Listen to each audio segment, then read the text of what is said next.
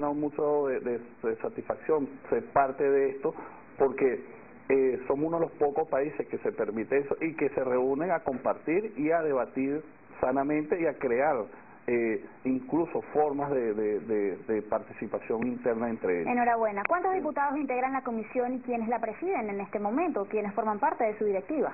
En este momento la conformamos 7 diputados, la preside el diputado William Ojeda y la vicepresidencia la tiene el diputado Jorman Aular del estado Yaracuy, y la subcomisión de culto la preside el diputado de Apure del PSV, Juan García.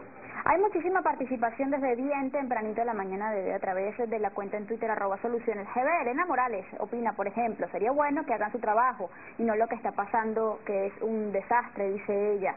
Alberto Llanes también dice, ¿cómo es posible que los pranes tengan celulares, computadoras? Esto permite organizar a sus bandas.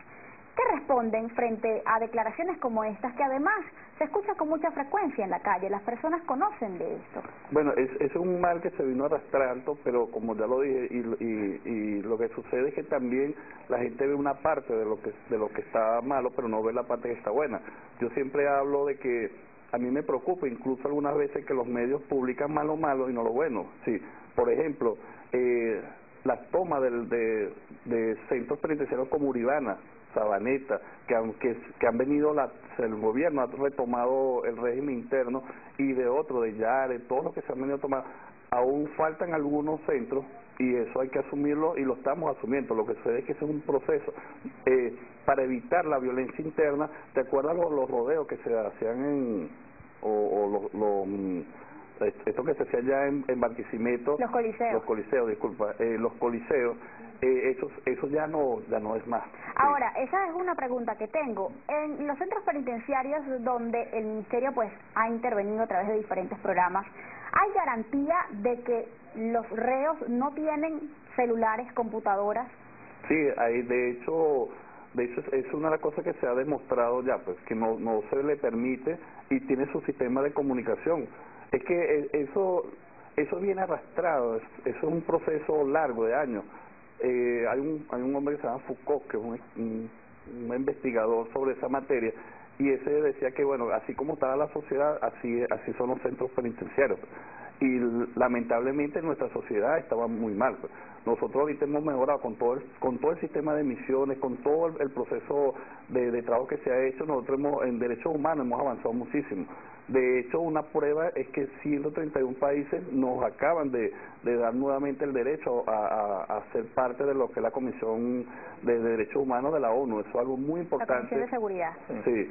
Ahora, hay algo que también llama mucho la atención. ¿Dónde queda la función contralora de la Comisión Permanente de Cultos y Régimen Penitenciario? Alberto Llanes también pregunta, ¿quién controla, por ejemplo, la función de Iris Varela? ¿Es esto competencia de la Comisión?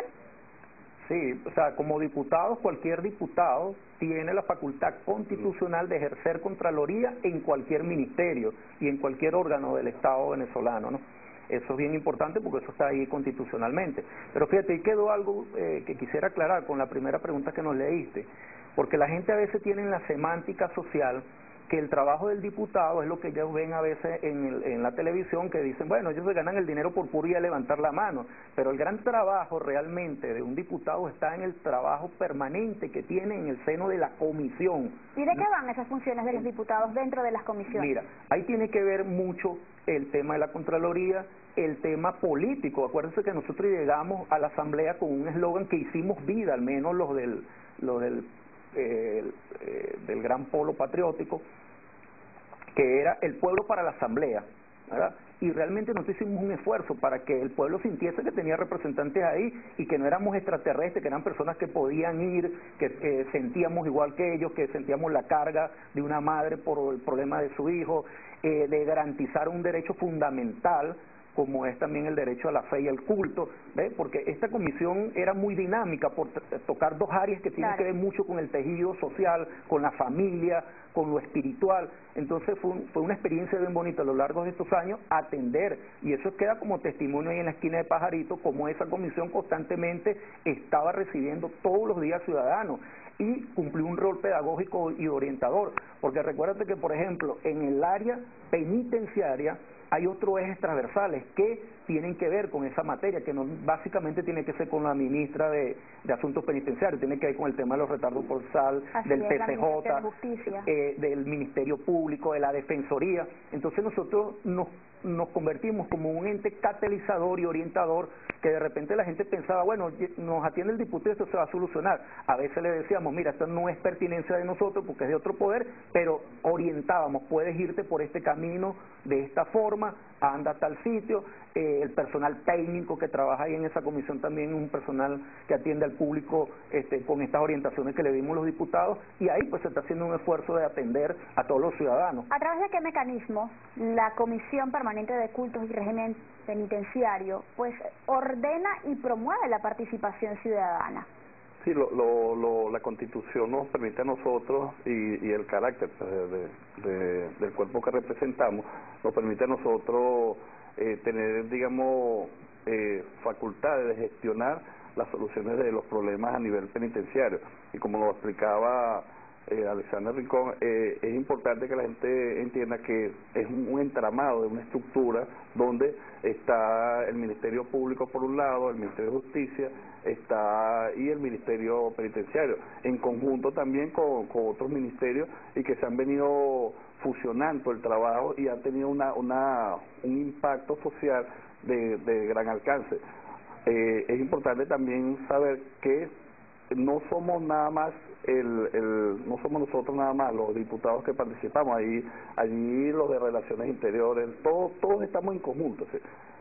Se ha hecho un trabajo muy interesante durante estos años y que ha generado productos, digamos, de excelencia a nivel de la parte legislativa, porque fíjate, nosotros hicimos un código orgánico penitenciario en el cual no solamente se tomó el carácter legal de cómo se debería tratar el proceso, sino que también se incluye la familia dentro del proceso de cambio, porque no se trata de integrar nada más al individuo a la sociedad, sino también integrar a la familia, y que el problema social pase de allí a otro nivel de entendimiento. Julio César Marcano nos dice por el Twitter, pone acá una cuenta a dos manos oficial: alertamos que el 25% de las 87 circunscripciones se violentó el artículo 158, postulándose sin vivir en el Estado.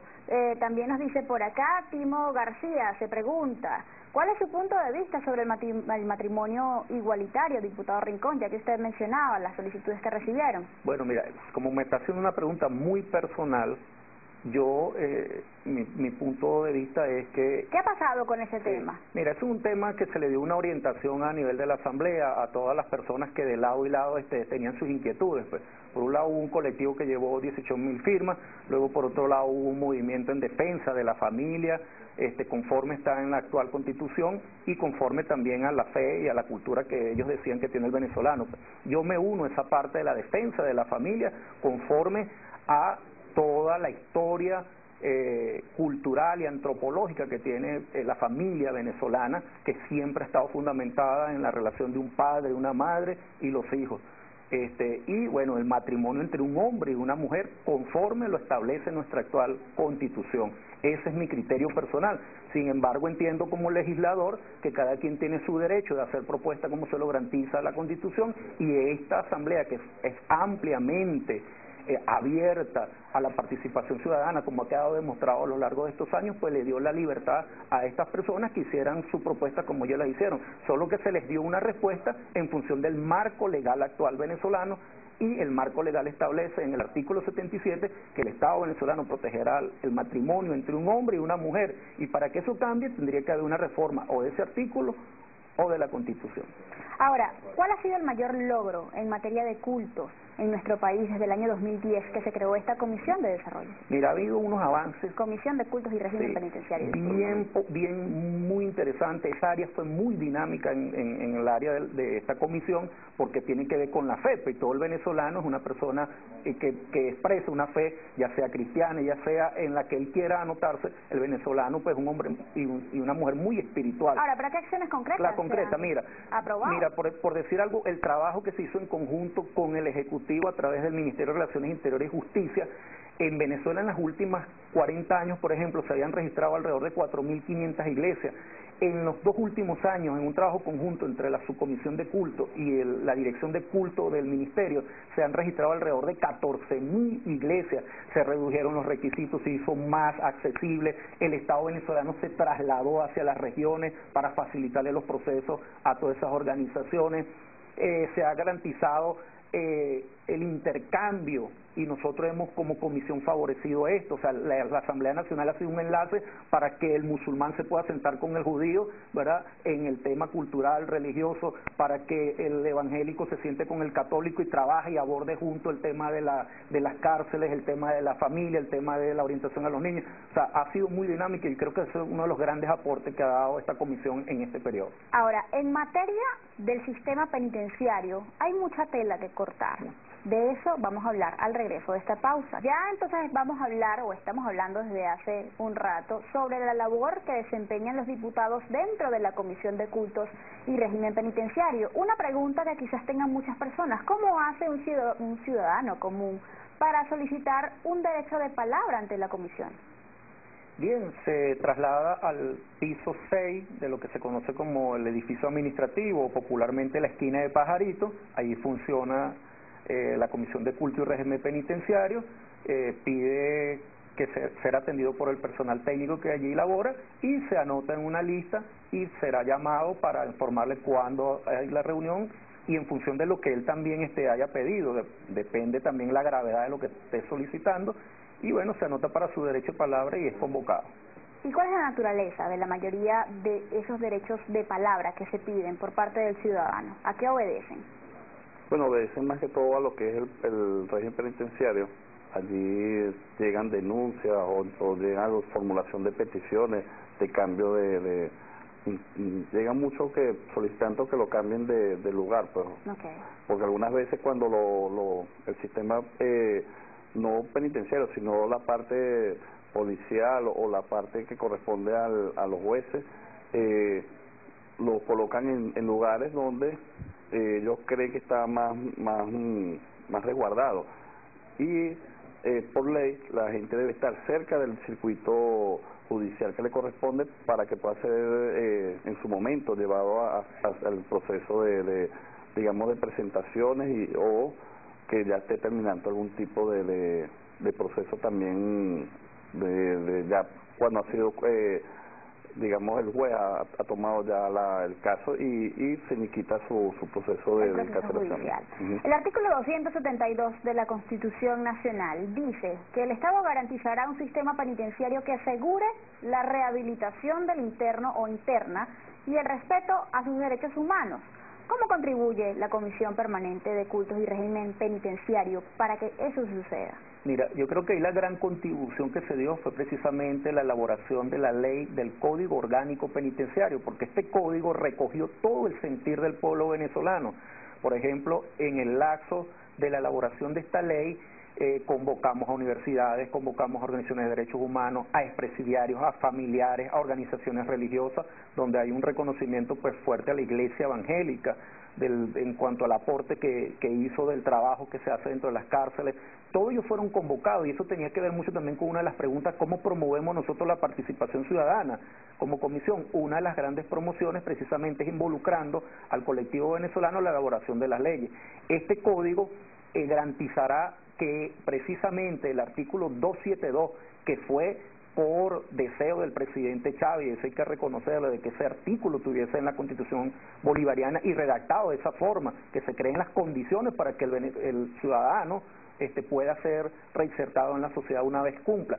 El código, cuando se ponga en práctica, ya nosotros lo terminamos y fue aprobado en segunda discusión, garantizará que esto se cumpla, porque tiene que ver con el tema de estructura física, con el tema de personal, con el tema de abordamiento, porque el tema penitenciario no es un tema represivo, sino educativo. Es decir, que la rehabilitación del interno en nuestro país hasta ahora, digamos, no es una realidad.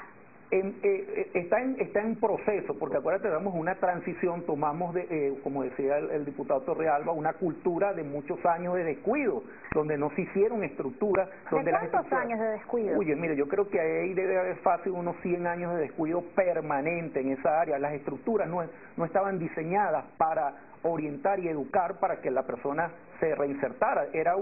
Hasta las estructuras tanto física como del personal, eran unas estructuras de represaria, y eso lo hemos ido cambiando. ¿Y por qué el tema se aplazó tanto tiempo? Quizás desde el año 2000, tomémoslo así, desde como punto de partida, donde se instaló la primera Asamblea Nacional, y no es sino hasta el 2010 cuando se crea una comisión permanente para abordar el problema. Y en estos 5 años, ¿qué se ha logrado? ¿Qué no se ha logrado? ¿Cuáles son los retos frente al próximo periodo? De eso vamos a hablar al regreso de esta última pausa, amigos. Ya venimos.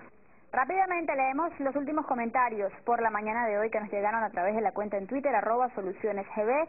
Miriam Mendoza nos dice, ¿y cómo llegan a los reos los teléfonos y las computadoras?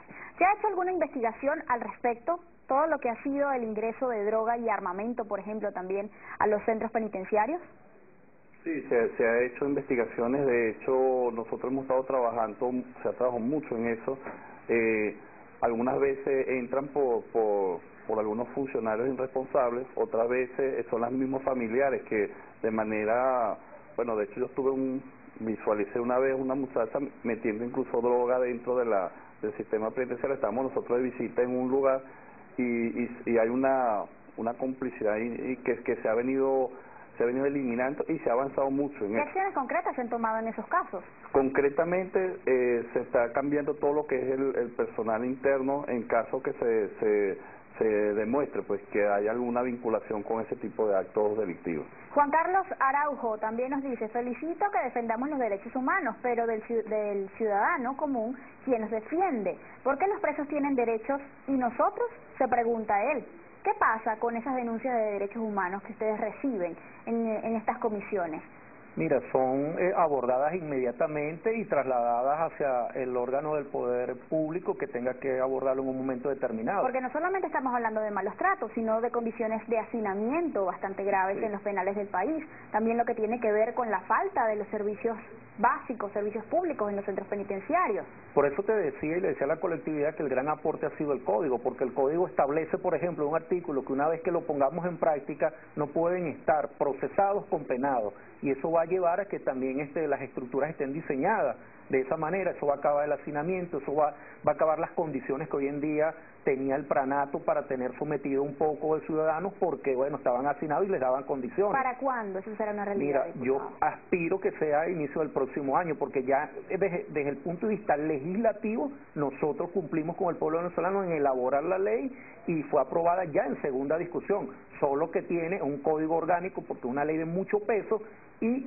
eso tiene unas condiciones constitucionales, que es que tiene que ir al TCJ y tiene que estar luego a una revisión de la Presidencia de la República. En estos momentos están en esa revisión.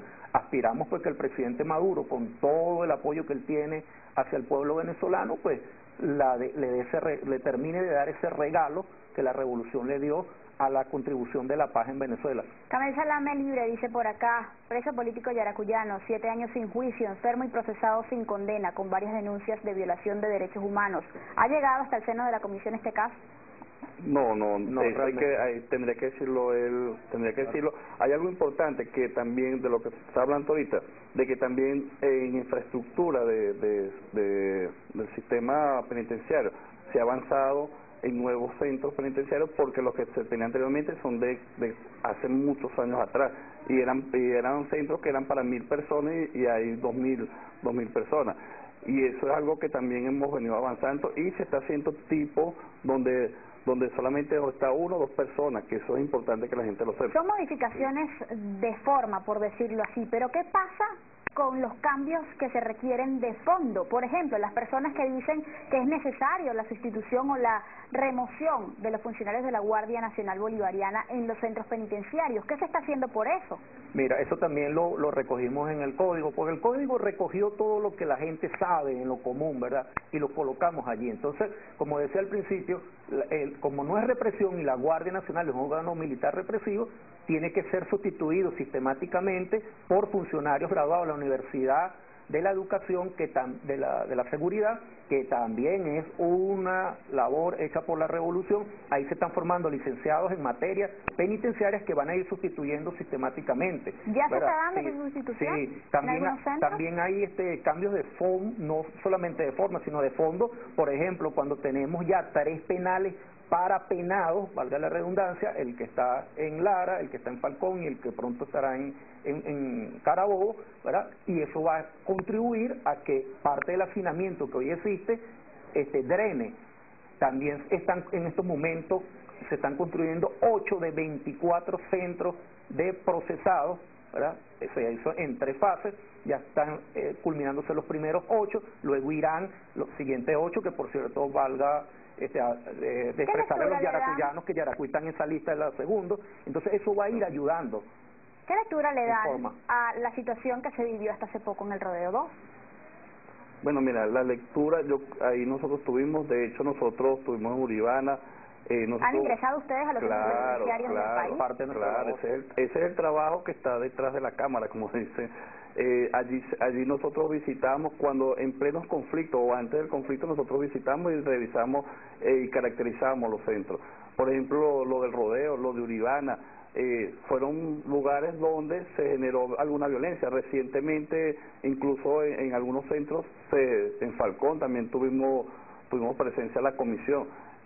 Todo esto que se ha dado durante todo este tiempo ha sido producto de una vinculación entre el sistema penitenciario, lo que es también el sistema de justicia, y que algo que no se ha dicho, que son las grandes jornadas que se dan dentro de los centros penitenciarios para los procesados y incluso ya los penados con los ministerios de justicia para revisar y agilizar. Por ejemplo, en el caso del señor, yo creo que sí hay que revisar ese caso, si hay una forma de que llegue allá a la comisión. Que es un caso entre miles, porque el retardo procesal es algo que para nadie es un secreto. Pero ya cuando tiene 7 años hay que revisarlo. Nosotros conseguimos casos, Iria ha sido muy tajante en eso y la felicito en ese trabajo.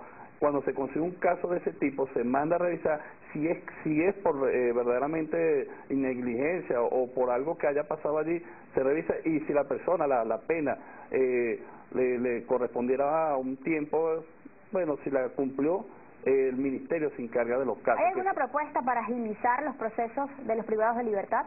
Bueno, en este momento, acuérdense que está el Plan Cayapa, que traslada todo el estado de los órganos que tienen que ver con materia penitenciaria y judicial, y el Plan Cayapa ha ayudado mucho.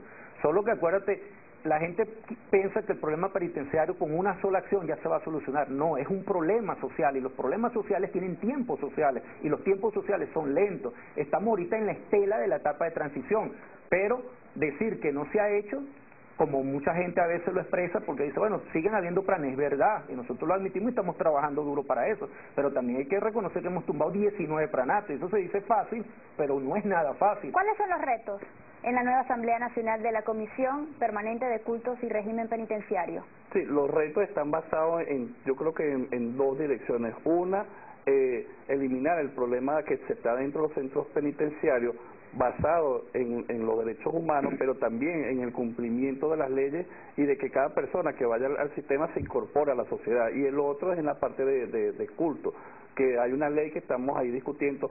Es muy complejo el discutir la ley de culto en la parte de los grupos, pero también es importante saber que hemos logrado unificar esa estructura y que uno de los retos es continuar con ese proceso de acercamiento y también de mejorar la estructura de atención a esos grupos cristianos o de la religión que sea. Procesos que además deben agilizarse a partir de la demanda de la población. Muchísimas gracias a ambos por habernos acompañado el día de hoy para conversar respecto a este tema. Hacemos además extensiva la invitación a los diputados de la Asamblea Nacional para que participen con nosotros en esta serie de programas que vamos a estar realizando a partir del día de hoy, todos los lunes y algunos de estos viernes también, hasta ya las fechas próximas a las elecciones parlamentarias del próximo 6 de diciembre, porque para nosotros es importante que usted conozca cómo funciona a profundidad este organismo para que sepa por qué es que tiene que votar